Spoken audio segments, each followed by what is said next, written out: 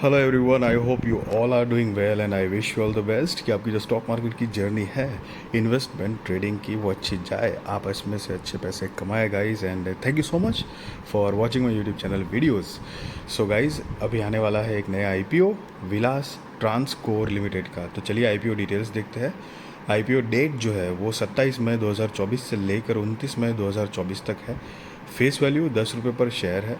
Price band जो है वो 139 रुपये से लेकर 147 रुपये पर शेयर है।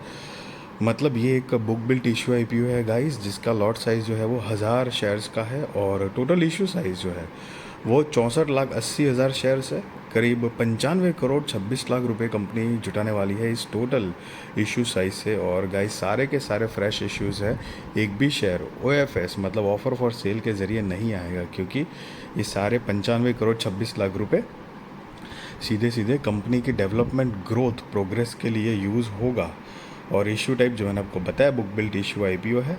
अब बेसिस ऑफ अलॉटमेंट जो है वो 30 मई 2024 को होगा। इनिशिएशन ऑफ रिफंड्स जो है वो 31 मई 2024 है। Credit of shares to demat 31 मई 2024 ही है। लिस्टिंग डेट जो है वो 3 जून 2024 है और cut off time for UPI mandate confirmation शाम को 5 बजे 29 मई 2024 है गाइस। और लिस्टिंग जो है वो एनएसई एसएमई पे होने वाला है गाइस। तो ये एक स्मॉल एंड मीडियम एंटरप्राइजेस का आईपीओ है, मेन बोर्ड आईपीओ नहीं है गाइस, जिसकी share holding pre issue 1 crore 80 lakh है और शेयर होल्डिंग पोस्ट इशू जो है वो 2 करोड़ 44 लाख 80 हज़ार है। सो आप शेयर होल्डिंग पोस्ट इशू का जो फिगर है 2 करोड़ 44 लाख 80 हज़ार, उसमें से शेयर होल्डिंग प्री इशू का जो फिगर 1 करोड़ 80 लाख माइनस करोगे तो आपको फ्रेश इश्यूज़ के जो नंबर ऑफ़ शेयर्स है वो आपको मिल जाएंगे गाइस। और मार्केट मेकर पोर्शन 3,26,000 शेयर्स है। जो कोई भी मतलब सिक्योरिटीज़ ऑर्गेनाइजेशन ये पर्टिकुलर आईपीओ के लिए मार्केट मेकर पोर्शन बनी है उनके लिए अलग से रखे गए हैं गाइस। और रिटेल कैटेगरी में ऑफ कोर्स मिनिमम मैक्सिमम एक ही लॉट के लिए अप्लाई करना है। 1,000 शेयर्स आ जाएंगे, 1,47,000 रुपये आपको देने होंगे। और एचएनआई में मिनिमम 2 लॉट के लिए अप्लाई करना है, 2,000 शेयर्स आ जाएंगे, 2,94,000 रुपये आपको गाइस देने होंगे। और reservation QIB shares offered not more than 50% of the net issue है। Retail shares offered not less than 35% of the net issue है। NII HNI shares offered not less than 15% of the net issue है guys. So अब यहाँ पर promoters की बात करें तो नीलेश जीतू भाई पटेल एंड नताशा जीतू भाई पटेल जो कि कंपनी के प्रमोटर्स है।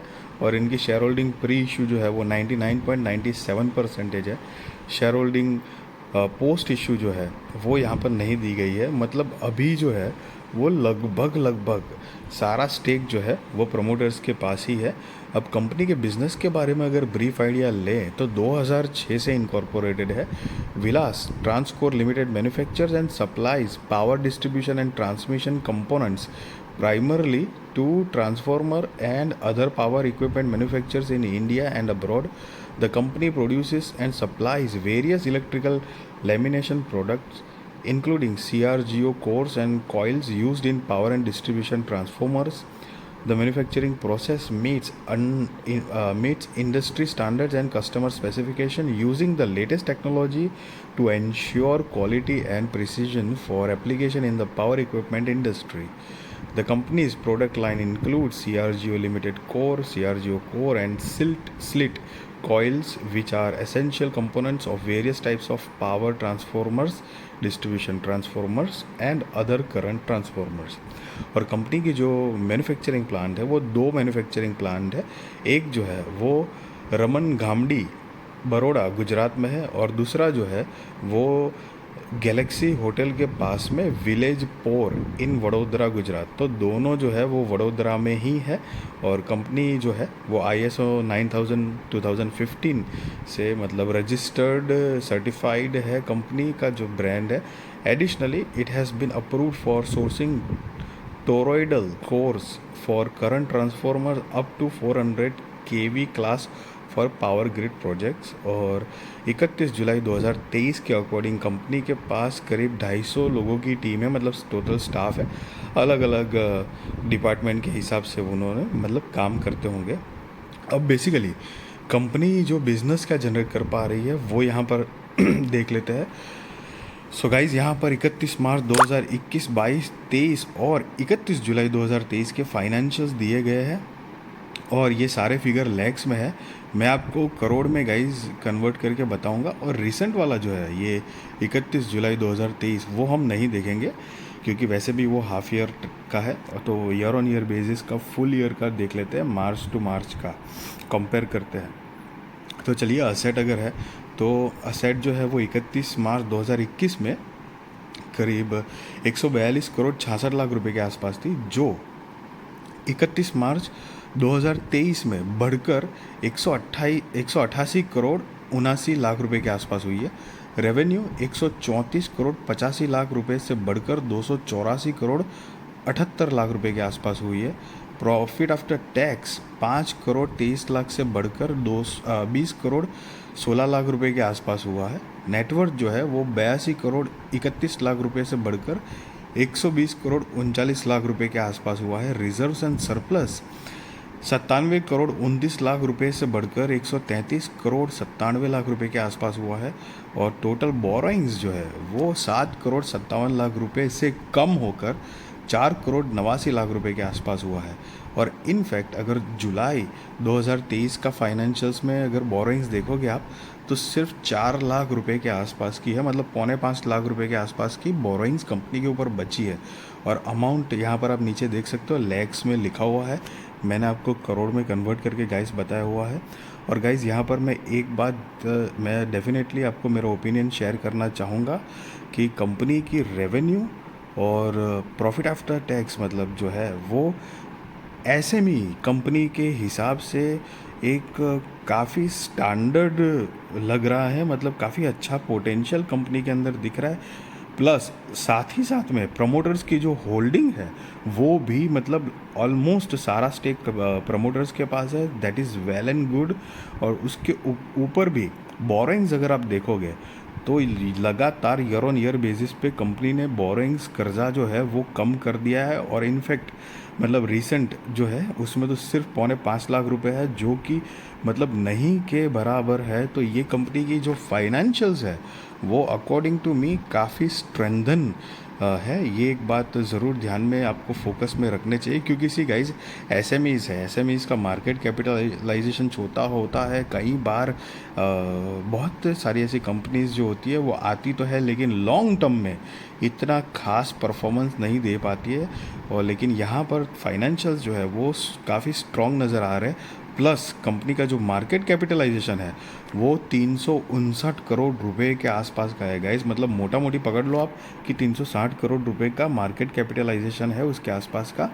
सो गाइस, अगर मतलब आपको लगता होगा कि ये तो एक इतना छोटा मार्केट कैपिटलाइजेशन है, मतलब सिर्फ से 360 करोड़ का है। यस, आपकी बात सही है, बट द थिंग इज़ कि जो बहुत सारे मैं आपको वीडियोस में ये सेम बात बोलता हूँ अगेन एक बारी, कि एसएमई कंपनीज जो होती है ना, उनका जनरली आप मार्केट कैपिटलाइजेशन देखोगे तो 70 से 80% जो कंपनीज होती है उनका 5, 20, 25 करोड़ से लेकर मतलब मैक्सिमम 150 करोड़ के अंदर जो है ना वो मार्केट कैपिटलाइजेशन निपट जाता है। बहुत कम कंपनीज होती है जिनकी 250, 200, 250 और ऐसे 350 मार्केट, मतलब 350 करोड़ के आसपास का मार्केट कैपिटलाइजेशन होता है। तो ये एक पहले तो उनमें से एक है। प्लस प्रमोटर्स के पास लगभग सारा स्टेक उन्हीं के पास है। Plus the strongest thing financial जो है वो काफ़ी स्ट्रॉन्ग है।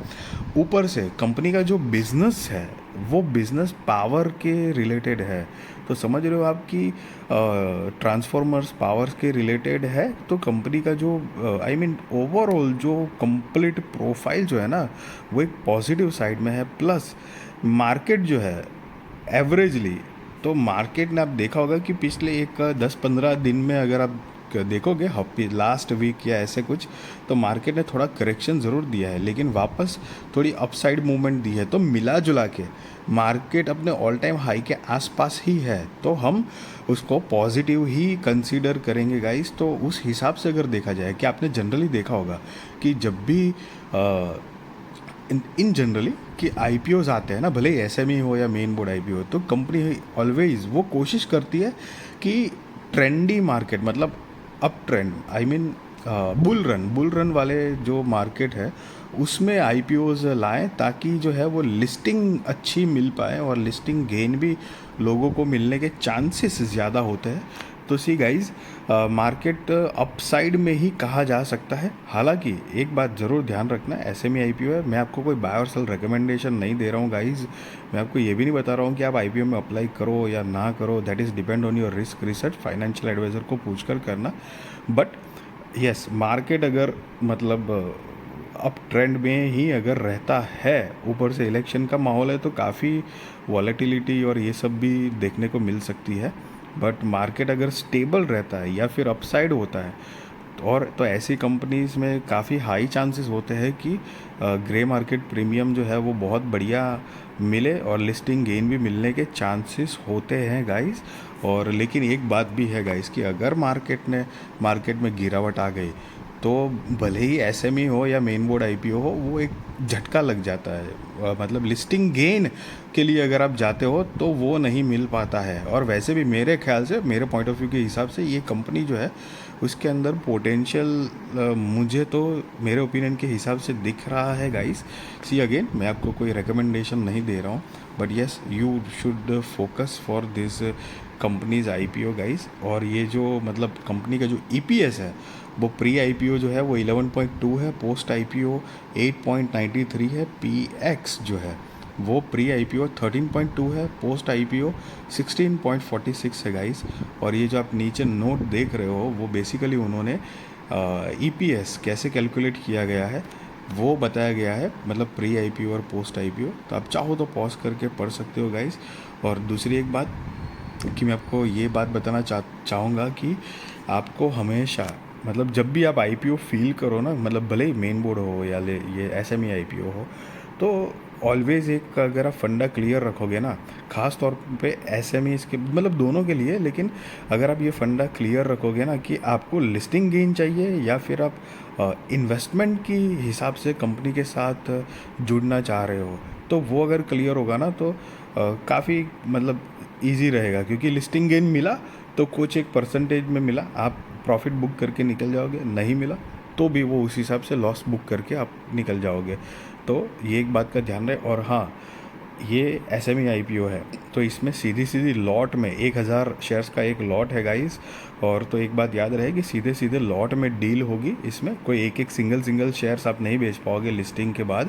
इस चीज़ का भी आपको ध्यान रहना चाहिए गाइस। बट यस, कंपनी के अंदर पोटेंशियल ज़रूर दिख रहा है मेरे according.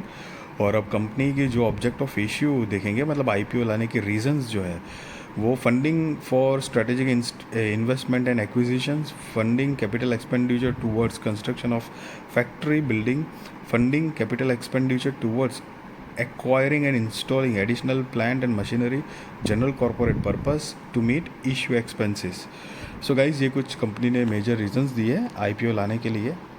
And yes guys, be responsible trader, be responsible investor guys, value your money and I wish you all the best कि आपकी जो इन्वेस्टमेंट ट्रेडिंग की स्टॉक मार्केट की जर्नी है वो अच्छी जाए, आप उसमें से अच्छे पैसे कमाएं गाइज।